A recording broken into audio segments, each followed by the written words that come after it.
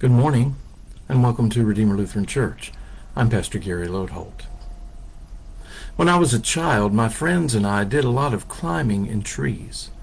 I had a poplar tree in my backyard that was one of our favorites, and we would climb the tree, and we each had a special branch that was our place to sit. And up there, 25 feet off the ground, we would talk and imagine and dream. One of the topics that I remember came up frequently was, if you had 3 wishes, what would you wish for? We had all sorts of answers, but we were careful to hold our 3rd wish in reserve and used it to ask for 3 more wishes. We didn't want our wishes to run out. This week and next week we're going through the story of Elijah in 1st and 2nd Kings.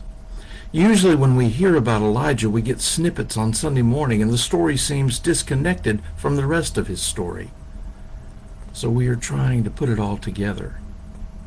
When we left Elijah yesterday, he had told the king that there would be a drought because the king was leading people away from worship of God and toward worship of Baal.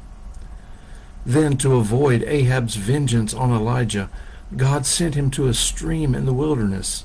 And there ravens came and brought him meat and bread to eat every morning and every evening. However, as the drought went on, eventually the stream dried up. That's when God told Elijah to go to the town of Zarephath. It was on the Mediterranean coast, technically just a little north of Israel's lands. More than that, God sent him to a specific widow who lived there, saying, "I have commanded her to feed you." So Elijah went, and when he got to the city gates, he saw a woman gathering sticks for a cooking fire, and so he asked her to bring him a little water so he could drink. And as she went to get it, he asked her if she would bring him a small bit of bread for him to eat as well. But she said, "As the Lord your God lives, I have nothing baked, only a handful of meal left with a little oil in a jug. Just now I was gathering sticks to make a fire to cook that for my son and myself, and then after that there is no more, and we will starve to death." Elijah replied, "Don't be afraid.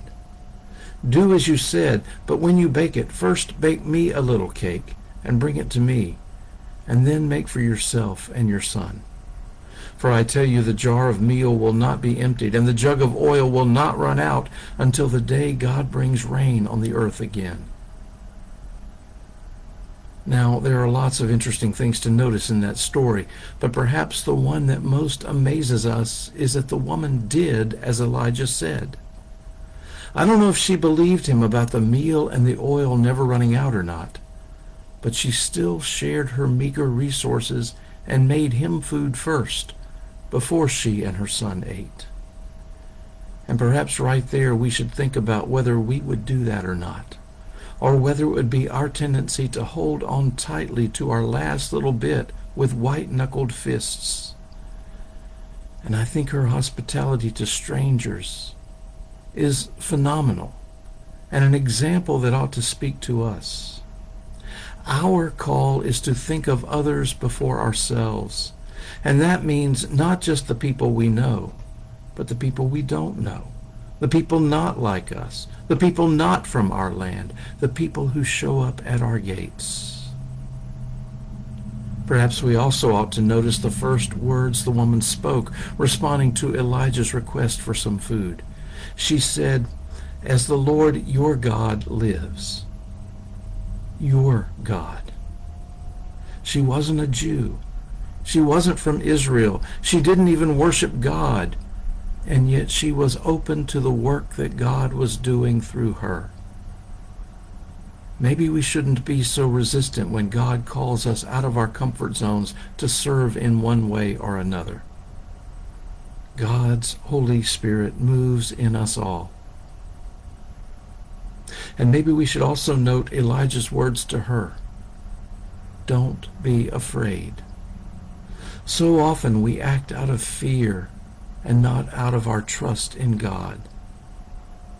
Elijah called her to trust that God was at work and they were in God's hands. That she did it is perhaps the greatest miracle in this story. I never wanted my wishes to run out, like that jar of oil. I guess what we learned today is that God's blessings don't run dry either. Thanks for watching, and remember to let this day belong to God.